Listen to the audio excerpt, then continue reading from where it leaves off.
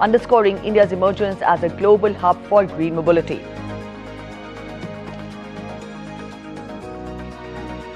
Indian Navy all set to commission advanced stealth frigates INS Udaygiri and Himgiri at Naval Base in Visakhapatnam, displaying India's defence manufacturing power. Iran to hold new round of nuclear talks with European powers in Geneva today, while the country's supreme leader Khamenei refuses to obey US and vows to resist.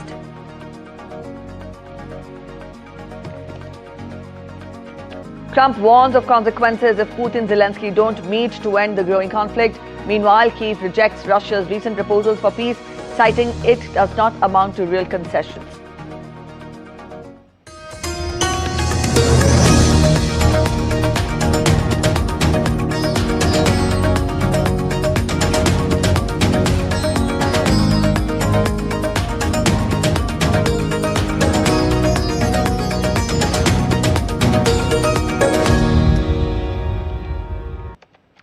On day 2 of his Gujarat visit, Prime Minister Narendra Modi will inaugurate and flag off the VITARA in Gujarat today.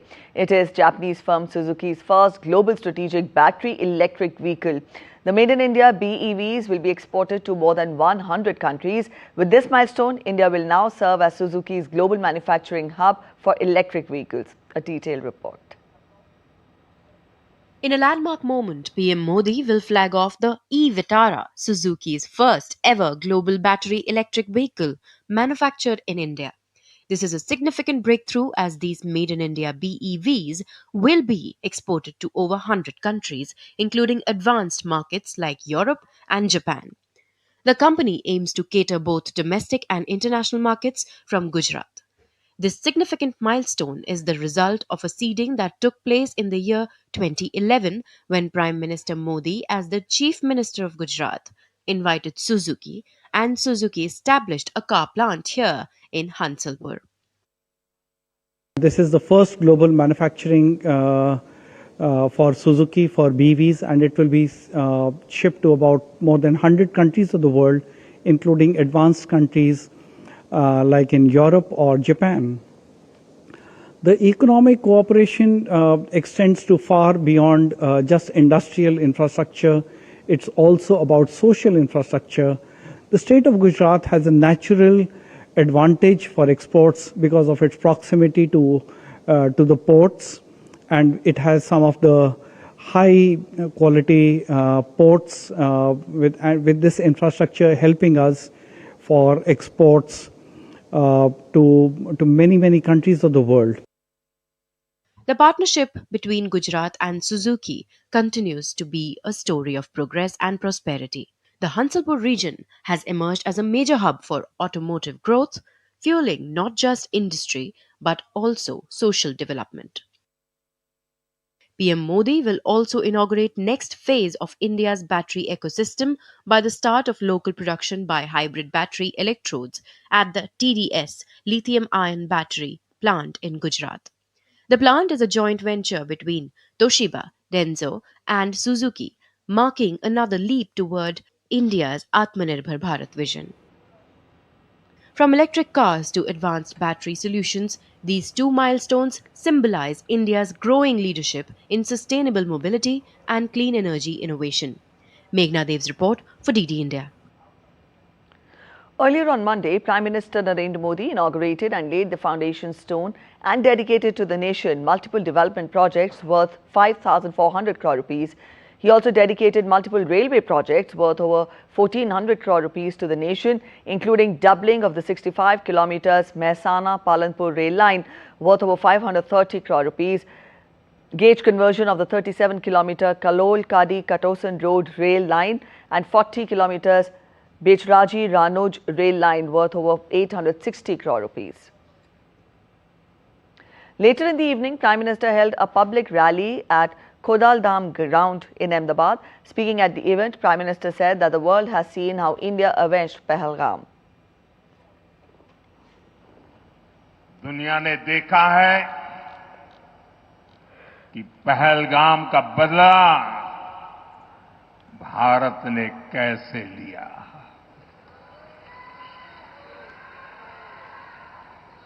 22 મિનિટમાં બધું સફા ચટ કરી નાખ્યું.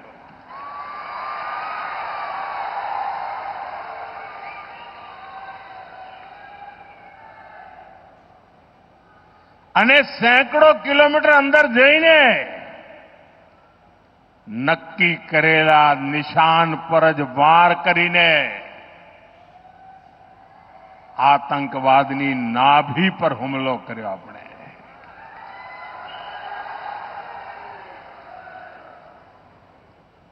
Operation सिंदूर हमारी सेना के शौर्य और सुदर्शन चक्रधारी मोहन के भारत की इच्छा शक्ति का प्रतीक बन गया है. The Indian Prime Minister said that everyone is busy doing politics based on economic interests, but his government will never let any harm come to the small entrepreneurs, farmers or animal keepers. आप सभी आज दुनिया में आर्थिक स्वार्थ वाली राजनीति सब कोई अपना करने में लगा है. उसे हम भली भांति देख रहे हैं. मैं अहमदाबाद की इस धरती से अपने लघु उद्यमियों से कहूंगा, मेरे छोटे छोटे दुकानदार भाई बहनों से कहूंगा, मेरे किसान भाइयों से कहूंगा, मेरे पशुपालक भाई बहन से कहूंगा, और मैं गांधी की धरती पे से बोल रहा हूं, मेरे देश के लघु उद्यमी हो, किसान हो, पशुपालक हो, हर किसी के लिए मैं आपको बार बार वादा करता हूं, मोदी के लिए आपके हित सर्वोपरि है.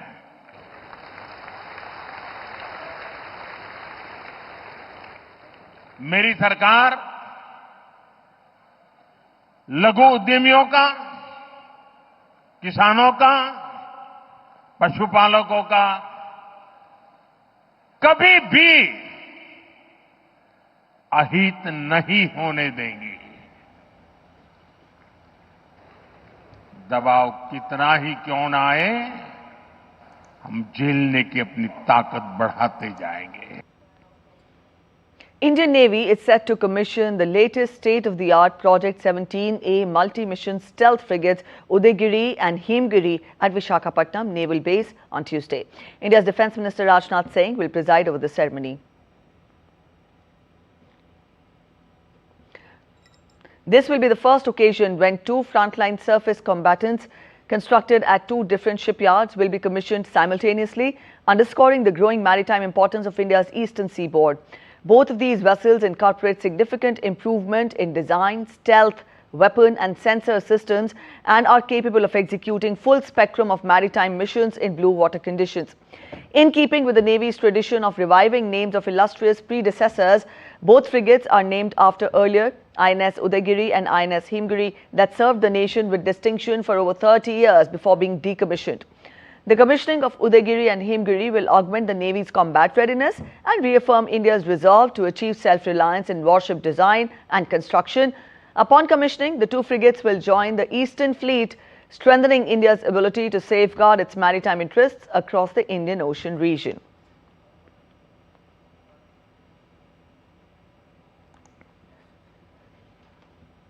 Prime Minister of Fiji, Sitiveni Rabuka, who is on an India visit, will deliver the lecture on Ocean of Peace in the national capital today.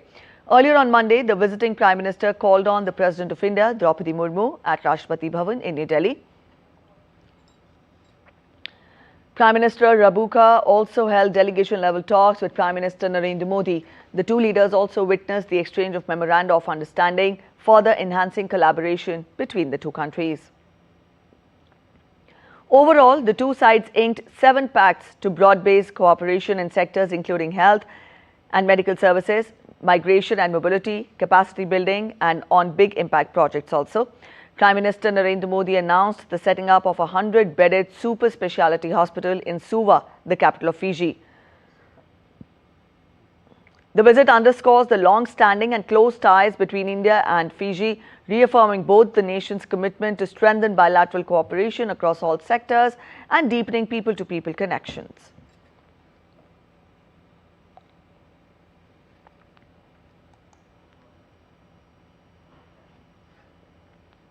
India's Chief of Army Staff, General Upendra Dwivedi, who is on an Algeria visit, held a high-level meeting with senior Algerian leadership, including his counterparts. The discussions were aimed at aspects of bilateral defense cooperation, further nurturing the military bond between both the armies and enhancing mutual commitment towards peace and security. During his ongoing visit to Algeria, he reviewed the Guard of Honor at Headquarters Land Forces Command in Algiers.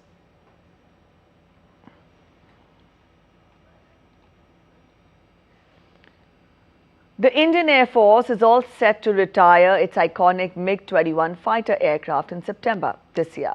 The farewell ceremony will be held at Chandigarh Air Base, where the 23rd Squadron, popularly known as Panthers, will fly the jet for the last time. Accompanied by the Indian Air Force Chief A.P. Singh, DD India correspondent Vishal Baristow travelled to the Nal Air Base near Pakistan border to bring you this exclusive report. Take a look.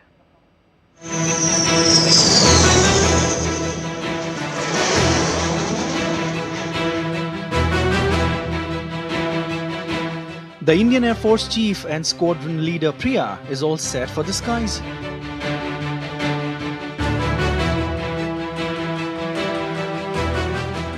Air Chief Marshal Amarpreet Singh closely inspecting the aircraft before sitting in the cockpit. Now the roaring MiG is on the runway, eager to scare the enemy across the border.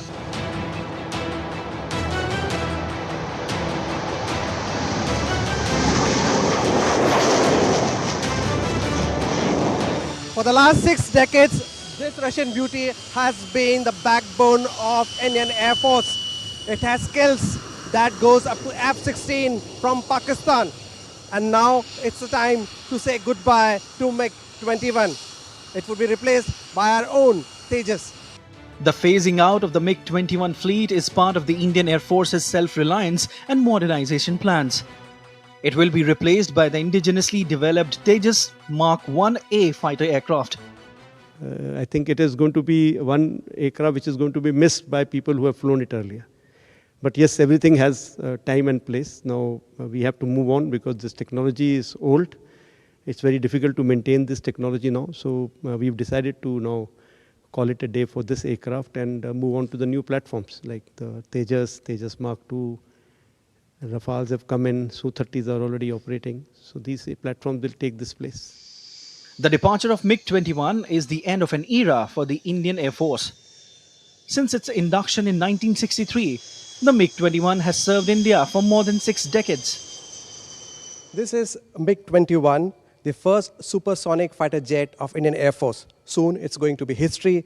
So let's talk about its glorious past, and I have with me Wing Commander Jaideep Singh, who himself has flown this beautiful fighter jet. How's the feeling? Because soon it would be history. The MiG-21, although a high-speed supersonic, it was designed for shooting down the B-52 bomber at high altitudes. In fact, the pilots wore a pressure suit when it was initially inducted. But the Indian Air Force utilized the MiG-21s in all the roles, including ground attack roles. This aircraft has been an important weapon for the Indian Air Force.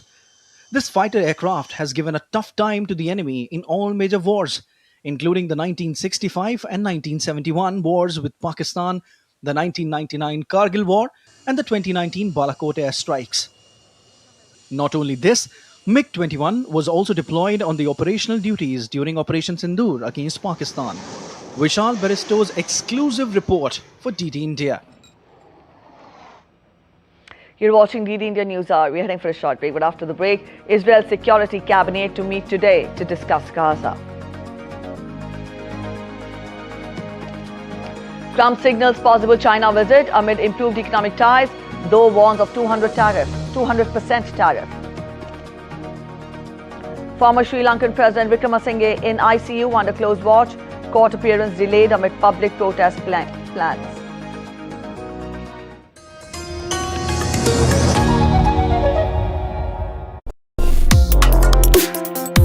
Complex issues, hidden agendas, twists and turns, strategic games.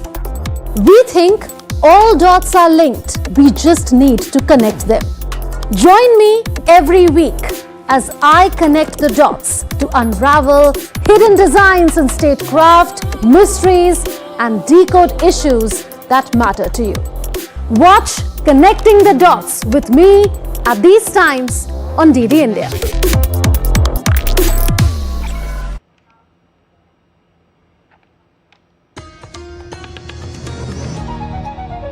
Welcome back after the break. You're watching DD India News Hour. Let's continue getting you more updates. US President Donald Trump suggested that Russian President Putin is reluctant to meet Ukrainian President Zelenskyy because he does not like him. Speaking to reporters during a meeting with South Korean President Lee Jae-myung, Trump warned that there could be consequences if Putin and Zelenskyy do not meet. He said that the two leaders should meet and he would see what happens over the next week or two before stepping in. Yeah, there could be very big consequences, but we'll see what happens. There might be very big consequences because this is something that has to end. So we'll see what happens over the next week or two. And at that point, I'll step in very strongly. And if I have to be there, I'll be there. And we'll either have a deal or we won't. Trump also stated that Ukraine conflict had been much more difficult to resolve than he earlier believed. His comments came a day after Russian Foreign Minister Sergei Lavrov announced that Putin was open to talks with Ukraine but raised doubts over Zelenskyy's legitimacy. He added that while Zelenskyy remained the de facto head of the Ukrainian regime, the issue of who would sign any agreement was a very serious one. Meanwhile, Trump, still insisting that progress can be made, offered his own metaphor. It takes two to tango, I always say, and think, and they should meet, I think, before I have a meeting and probably close the deal, he said. Also, US President Donald Trump confirmed on Monday that he had talked to Russian counterpart Vladimir Putin since meeting in Washington last week with Ukraine's Volodymyr Zelenskyy and European leaders. Trump was last known to have spoken to Putin on August 18th when he interrupted his talks with Zelenskyy and the Europeans at the White House to call the Russian leader. Meanwhile, on Monday, Ukrainian President Volodymyr Zelenskyy rejected Russia's peace proposals as lacking real concessions during a meeting with German Vice Chancellor Lars Klingbeil in Kyiv. Klingbeil also expressed skepticism over Putin's intentions, warning that the Russian leader may not be seeking a serious peace, and reaffirmed Germany's commitment to bolstering Ukraine's military strength. Поступок Росії мені про це невідомо. Я не вважаю ті речі, які звучали з російської сторони, що вони готові не захоплювати далі Україну, є поступки. Ukrainian President Volodymyr Zelenskyy on Tuesday thanked Prime Minister Narendra Modi for extending warm greetings on Ukraine's Independence Day. Zelenskyy in a social media post said, and I quote him, "Thank you, Prime Minister Narendra Modi, for the warm greetings on Ukraine's Independence Day. We appreciate India's dedication to peace and dialogue. Now, as the entire world strives to end this horrible war with dignity and lasting peace, we count on India's contribution." He further wrote that every decision that strengthens diplomacy leads to better security, not only in Europe, but also in the Indo-Pacific and beyond. Prime Minister Narendra Modi also extended his greetings to the people of Ukraine on the occasion of their Independence Day. Highlighting India's commitment to peace, Prime Minister said, and I quote, "India has always stood on the side of peace. India remains committed to extending all possible support for sincere efforts, seeking an early, abiding and peaceful resolution of the conflict through dialogue and diplomacy."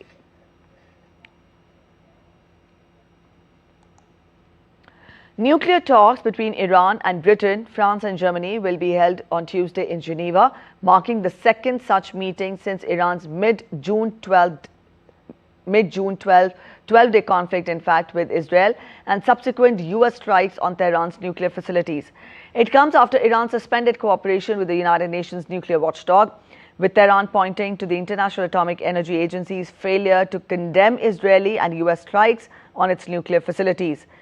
The previous round of talks was held in Istanbul on July 25th. The European trio have threatened to trigger a snapback mechanism until the 2015 nuclear deal, which would reimpose UN sanctions that were lifted under the agreement unless Iran agrees to curb its uranium enrichment and restore cooperation with the IAEA inspectors. Iran disputes the legality of invoking the clause, accusing the Europeans of not honoring their commitments under the accord. Britain, France and Germany, along with China, Russia and the United States, reached an agreement with Iran in 2015 under a deal formally called the Joint Comprehensive Plan of Action, or the JCPOA. The deal provided Iran with sanctions relief in exchange for curbs on its nuclear program to guarantee that Tehran could not develop a nuclear weapon, something it has always denied wanting to do.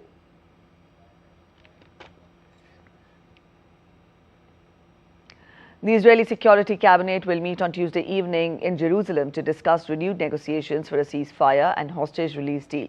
The Security Cabinet approved in early August a plan for the militants to take over Gaza, a plan for the military to take over Gaza City. But Tuesday's meeting is expected to focus on resuming negotiations for a ceasefire and the release of hostages still being held in the Palestinian territory. Last week, Prime Minister Benjamin Netanyahu had ordered immediate talks on the release of all remaining captives in Gaza. That came days after Hamas said that it had accepted a new ceasefire proposal put forward by mediators that would see the staggered release of hostages over an initial 60-day period in exchange for Palestinian prisoners held by Israel.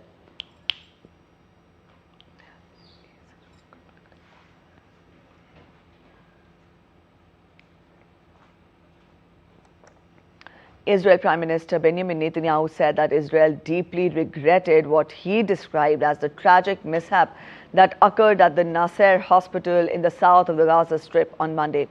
An Israeli strike on Nasser hospital killed at least 20 people, including 5 journalists who worked for agencies including Reuters, the Associated Press and Al Jazeera. Israel's military, the Israel Defense Forces, acknowledged striking the area of Nasser hospital and said the chief of the general staff had ordered an inquiry. Has begun this war, created impossible fighting conditions, and is preventing its end by still holding 50 of our hostages. Having said that, as a professional military committed to international law, we are obligated to investigate our operations thoroughly and professionally. The Chief of the General Staff has instructed that an inquiry be conducted immediately to understand the circumstances of what happened and how it happened. Reporting from an active war zone carries immense risk, especially in a war with a terrorist organization such as Hamas, who cynically hides behind the civilian population. Let's get to updates from Oval Office now. South Korea's President Lee Jae-myung arrived at the White House for what could have been a tense bilateral, as Donald Trump earlier shared a social media post questioning South Korea's political stability. But any prospect of a hostile Oval Office meeting evaporated after Lee heaped praise onto the US president, lauding the decor, beseeching Trump to continue to help with Korean peace efforts, and even suggesting a Trump Tower in North Korea. Instead, the leaders focused on deepening economic ties, though North Korean leader Kim Jong-un was mentioned repeatedly, with Trump saying he has a great relationship with the dictator. Relationship with Kim Jong-un. I hope it stays that way. I think it will. I have a very good relationship. I understand him. I spent a lot of free time with him talking about things that we probably aren't supposed to talk about. And, you know, I get along with him really well. I think he has a country of great potential, tremendous potential. Is it possible you meet him this year or maybe next year? Well, I'm meeting a lot of people. I mean, it's hard to say that, but I'd like to meet him this year. The South Korean leader lightheartedly added that he looked forward to Trump constructing a Trump Tower in Pyongyang. Trump in turn praised Lee, saying he was doing a much better job than his predecessors in handling relations with the North.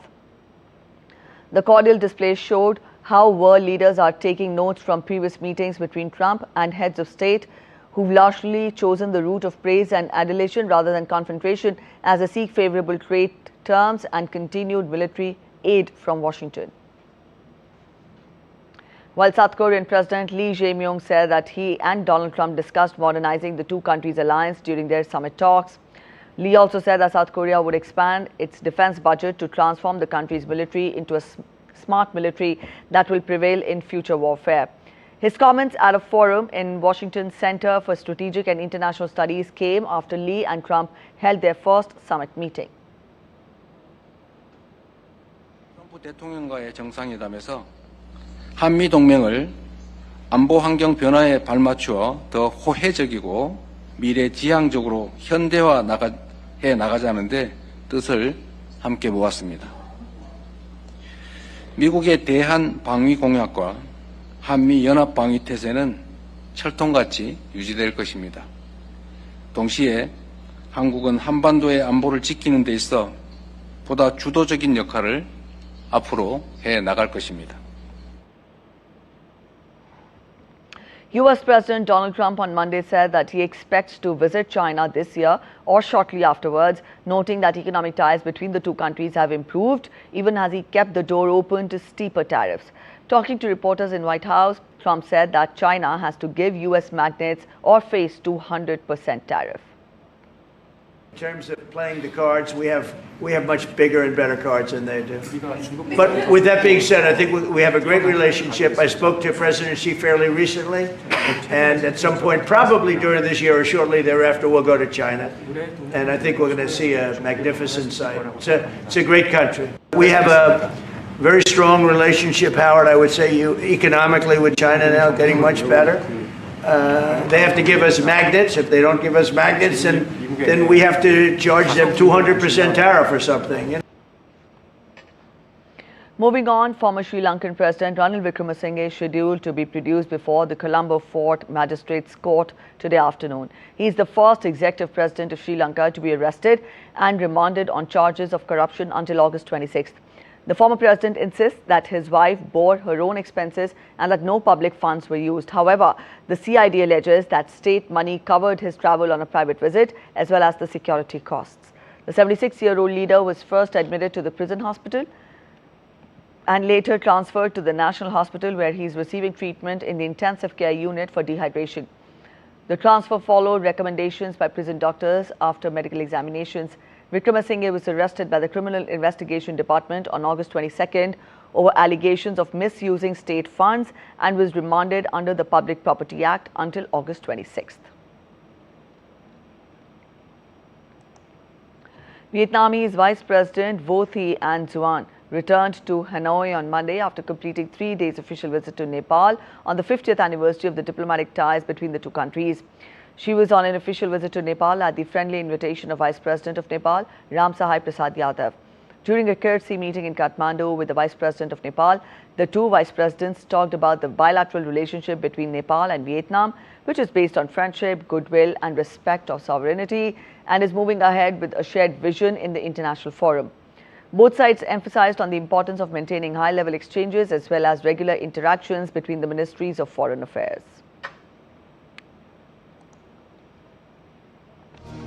You're watching DD India News Hour. We're heading for a short break, but after the break, Kilma Abrego Garcia's deputation temporarily stopped by the US administration.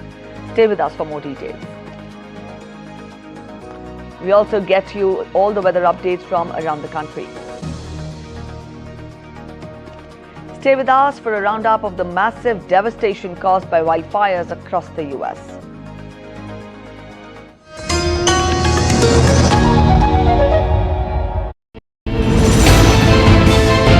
Geopolitics and trade deals. Economic challenges amid development. Hard work and the path to prosperity. It's the economy always. Between walkers, money is what money does and says. Supply creates its own demand. Between the bulls pulls and bears tears. When supply chains globalization and India rises to the podium. We'll get you centered with the Economic Brief at 8 p.m. every Thursday on DD India.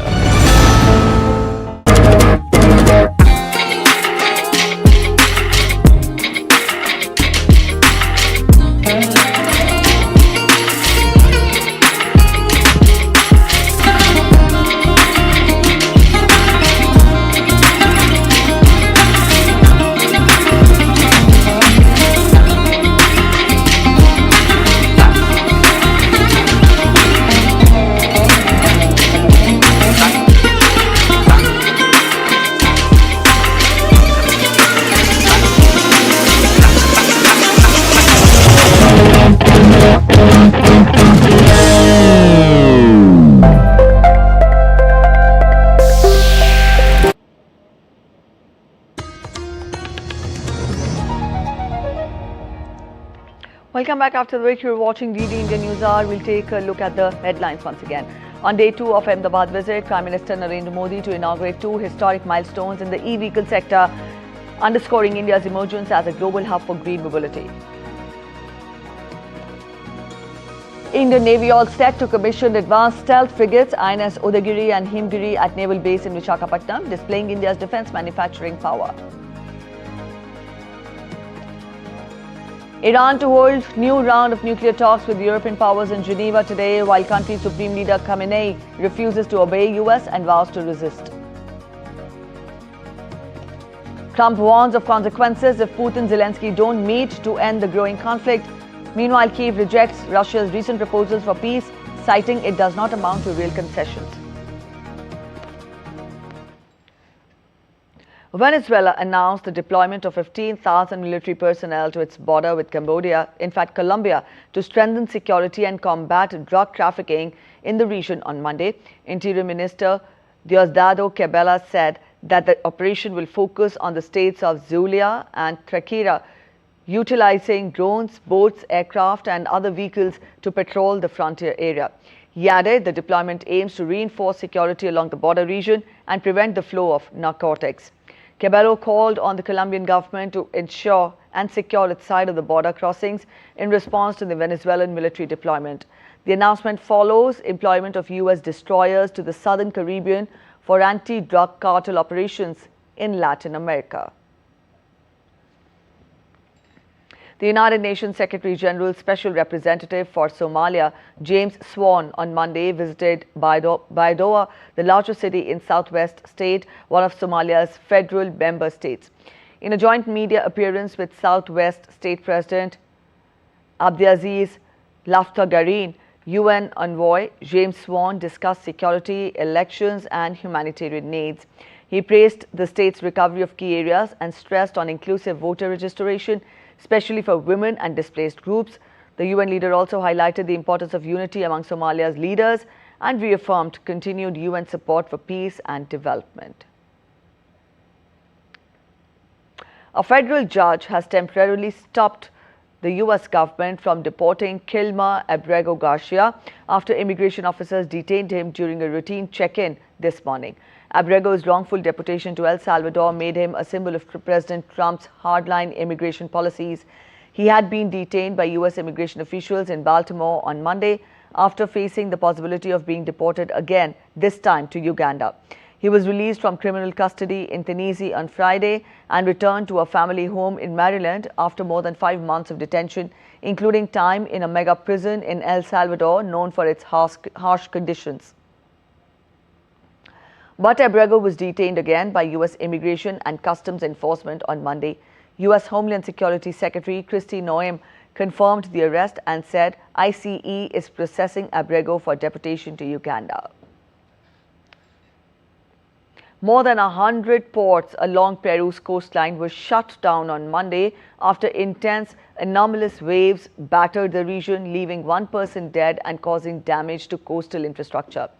Peru's National Meteorology and Hydrology Service attributed the phenomena to the South Pacific anticyclone. Authorities have urged the public to avoid coastal areas and aquatic activities, drawing concerns from fishermen over economic losses as they await improved maritime conditions to resume their livelihoods. The Peruvian Navy warned that conditions could persist until Wednesday.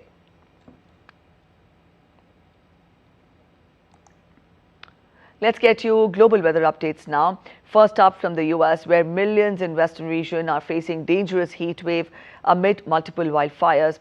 Wildfires raging in Northern California wine country and the central Oregon have destroyed multiple homes and threatened thousands more as hot, dry weather created challenges for firefighters battling the blazes.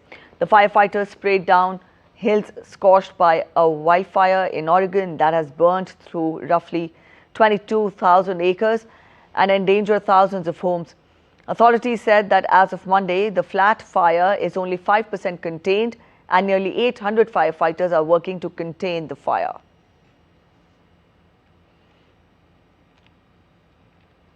Meanwhile, in Northern California's Napa County, a wildfire dubbed the Picket Fire has charred more than 7,000 acres and is only 13% contained. Authorities said around 1,200 firefighters have been deployed and helicopters are being used to bring in personnel due to the steep terrain.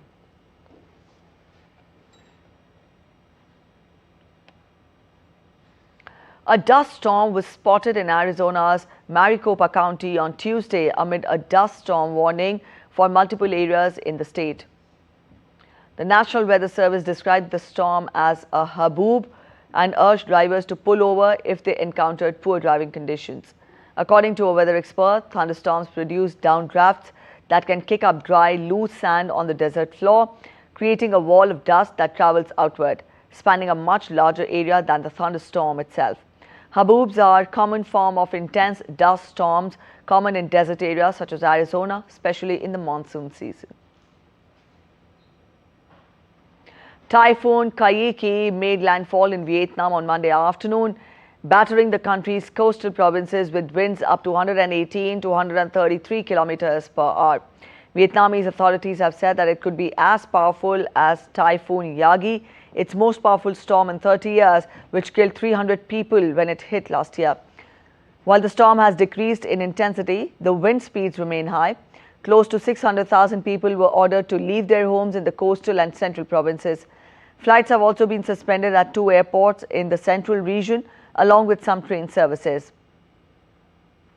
Meanwhile, road travel has been suspended in Ha Tinh, a northern coastal province. Vietnam is not the only country facing off Typhoon Taiki, which earlier skirted past China's Hainan Island and brought heavy rains and strong winds in southern China.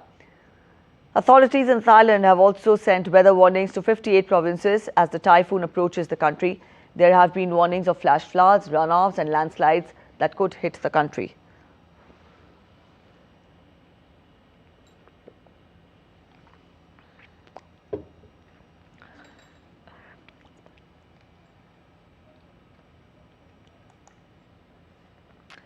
From here, we'll turn focus to Indian weather updates now. Heavy to very heavy rainfall are likely to continue over northwest India as per the Indian Met Department.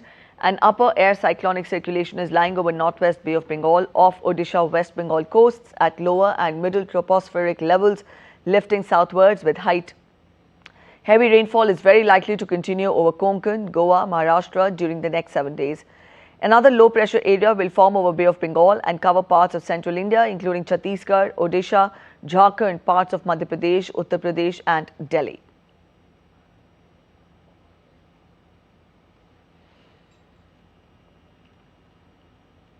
In Rajasthan, the Met Department predicted light to moderate and heavy rains in the few districts of the state in the next 2 to 3 days. Orange alert has been issued in Jalore, Sirohi, Udaipur on Tuesday, and yellow alert has been issued in Barmer, Pali, Rajsamand, Dungarpur, Banswara, Churu, Jhunjhunu, Alwar districts.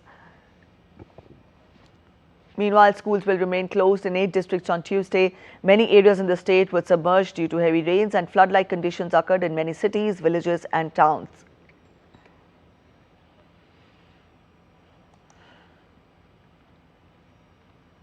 Several parts of Punjab are witnessing incessant rainfall since the last 72 hours. The situation has become grim as several villages across Punjab have been flooded. In view of the situation, the schools in Pathankot, Hoshiarpur, Jalandhar and Kapurthala have also been shut down for today. People in several districts are leaving their homes and moving to safer places. Heavy to very heavy downpour continues leading to widespread destruction in Himachal Pradesh, with houses being damaged at several places and several roads being closed. The district administration in Mandi, Kangra, Chamba, Una, Bilaspur and Kullu districts have ordered closure of the educational institutions in view of the rainfall. The IMD has also cautioned isolated to very heavy rainfall in Jammu and Kashmir and issued a red alert. Authorities have advised people to avoid water bodies and landslide-prone areas due to forecast of moderate to intense rain, possible cloudbursts, flash floods and landslides in high-altitude areas under August 27. Water levels in major rivers and streams, including Basantar, Ravi, Chenab, as well as Tavi, rose sharply prompting disaster response teams and local police to remain on alert. In Ladakh, incessant rainfall for the past 24 hours has been recorded as the highest rainfall in the month of August since 1973. IMD has forecast for likelihood of rainfall for the next 24 hours, saying that current weather condition is favorable for continuous rainfall till tomorrow. Snowfall at the higher reaches forced the authorities for regulated traffic on Khardongla Pass, Changla Pass and other major roads. Operation of all the scheduled flights at Kushuk, Bakula, Ranpoke Airport, Leh, except operation of one flight during early morning was cancelled on August 25th due to inclement weather in Leh.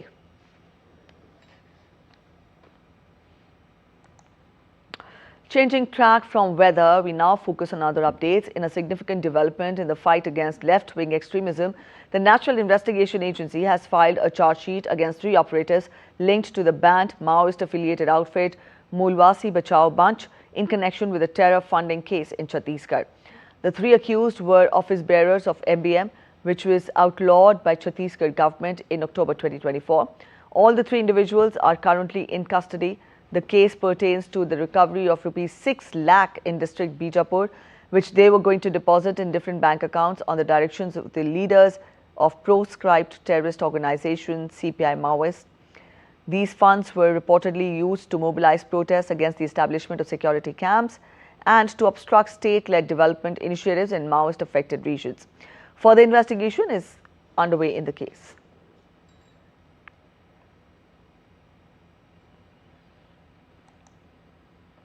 India's Chief of Defence Staff, General Anil Chauhan, highlighted the ascendancy of technology over strategy, delivering the keynote address at Ran Samvad 2025 in central Indian city of Mao. The CDS said that India is a peace-loving nation, but we cannot be pacifists. He also called for swift and decisive joint responses across domains, enabled by Atmanirbharta in defence and integrated logistics. We stood on the side of peace. We are a peace-loving nation, but don't mistake, we cannot be pacifists. I think peace without power is utopian. As a Viksit Bharat, we also need to be Shashakt, Surakshit and Atmanirbhar, not only in technologies but also in ideas and also in practice. Hence, there is a need to increase awareness on all segments of our society on doctrinal and conceptual aspects, that's the academic pursuits of how war is fought and practical and actual war fighting, techniques and tactics. You're watching DD India News. Are waiting for a short break, but after the break, Korean Air strikes $50 billion deal for over 100 Boeing jets in historic aviation purchase. Action from the second day of the 2025 US Open. Mumbai transforms into a festive wonderland as Maharashtra gears up for grand Ganesh Chaturthi celebrations.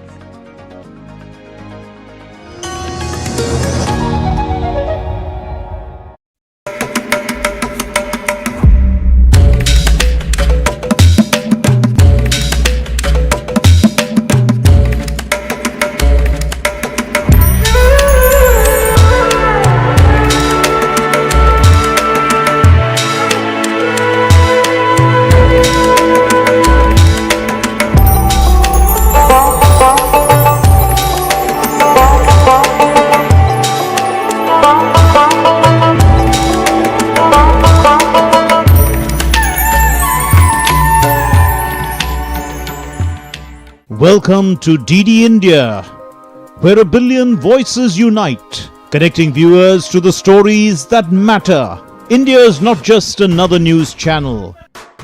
It's the international channel that puts the spotlight on the global south, bringing you stories from the heart of emerging economies, dynamic cultures and transformative voices. As the international news channel of India's public broadcaster Prasar Bharati, DD India delivers high-quality content from every corner of the globe, focusing on the stories that shape our future. We don't just report news. We connect you to India's voice in the global narrative, from current affairs to culture, from economic growth to sustainable development and the ever-evolving world order. DD India gives you a comprehensive view of the world around us. Stay connected, stay informed, and embrace the stories that shape our lives. DD India. India's voice to the world.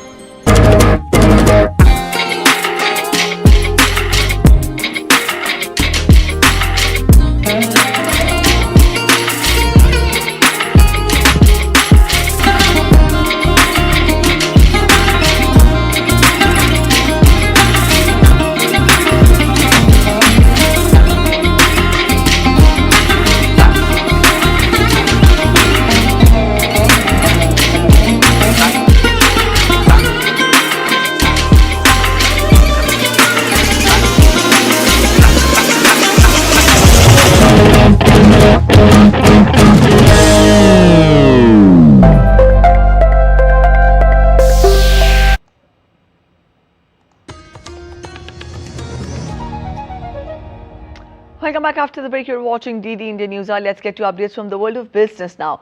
Korean Air will purchase more than 100 Boeing aircraft in the largest deal in South Korea's aviation history. The announcement came after hours after the country's president met Donald Trump in Washington. The purchase, which also includes spare engines from GE Aerospace, is valued at approximately $50 billion according to the company, and the aircraft are scheduled for delivery through the end of 2030. The agreement was signed in Washington on Monday during a meeting of Korean and US businesses overseen by Commerce Secretary Howard Lutnick and South Korea's Ministry of Trade, Energy and Industry. Korean Air had agreed in March to purchase up to 50 Boeing aircraft, a deal valued at around $32 billion, which also involved GE Aerospace. Boeing has been hit by manufacturing backlogs and safety concerns.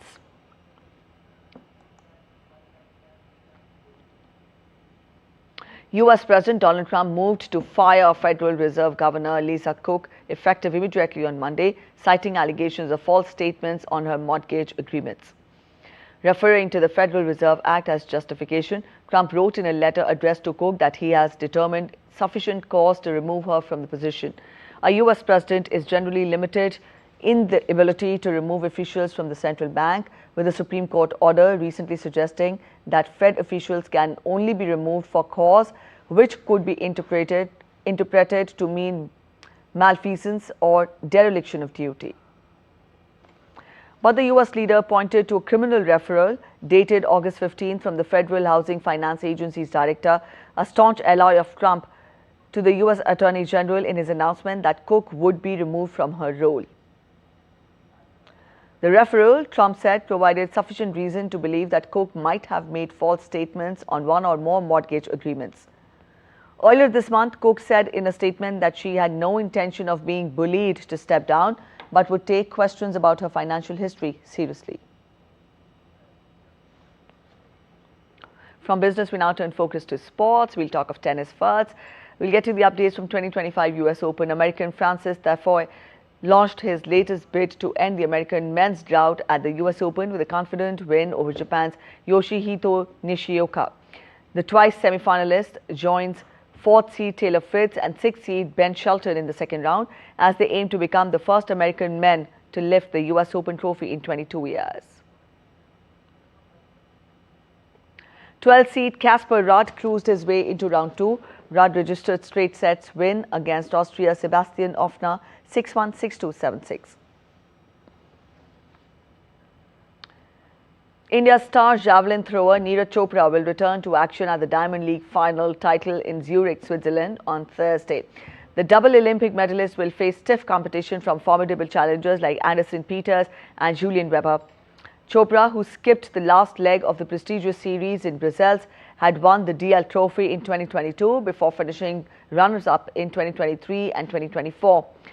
The 27-year-old reigning world champion breached the coveted 90 meters mark at the Doha leg in May with a throw of 90.23 meters, but had to settle for second place behind Germany's Weber. He then clinched the Paris leg in June with an effort of 88.16 meters.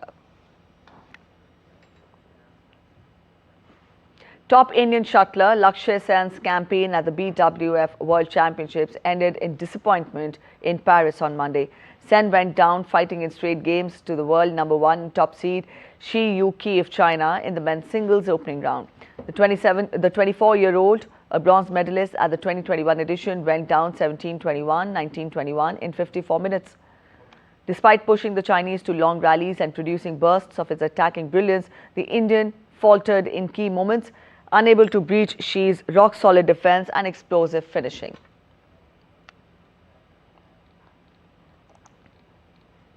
India's Sports Minister Mansukh Mandavia unveiled the trophy of the Hockey Asia Cup in New Delhi on Monday. On this occasion, 3 times Olympic medalist Harbinder Singh, 1972 Olympics bronze medalist Ashok Dhyan Chand, 1980 Moscow Olympics gold medalist Zafar Iqbal and other dignitaries were present.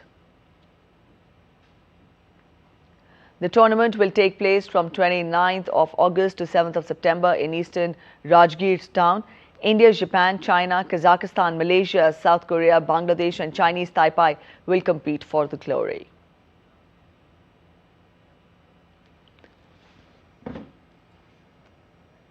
In other news, Maharashtra prepares for one of its grandest celebrations, Ganesh Chaturthi. The city of Mumbai has already transformed itself for the grand arrival of Lord Ganesha. Streets have come alive with colors, chants and the sounds of drums as people get ready to welcome their beloved Bappa. Take a look. The city of Mumbai is glowing with devotion. Decorations are up, lights are strung and pandals have risen high in every corner. The whole city is ready to welcome its most beloved guest, Bappa. Idol makers have almost completed deliveries of idols, with many families opting for eco-friendly clay idols this year. Markets are buzzing with shoppers buying flowers, decorative items, sweets and puja materials. Pune, Nagpur, Nashik and other cities are also witnessing similar festive fervour. Cultural programs, bhajan mandalis and social awareness campaigns have been lined up by the mandals. The famous Lal Baghcha Raja in Mumbai has already attracted devotees with an early glimpse of the idol. Mumbai Police has put in place extensive security measures with additional deployment of personnel, CCTV surveillance and traffic diversions. With preparations now in place, Maharashtra is ready to celebrate Ganesh Chaturthi with devotion, grandeur and renewed emphasis on eco-friendly practices. Shyama Mishra's report, DD India. With that, we end this edition of DD India News Hour, but let us know your thoughts on the news of the day. For those of you on the go, you can get all the latest news and updates from India and across the world on the DD India mobile app. This app is available on both Android and iOS platforms and you can download the respective QR codes. We'll be back with more news as it breaks here on DD India. I'm Preeti Kaur signing off, and from all of us here in Delhi, thanks for watching DD India News Hour.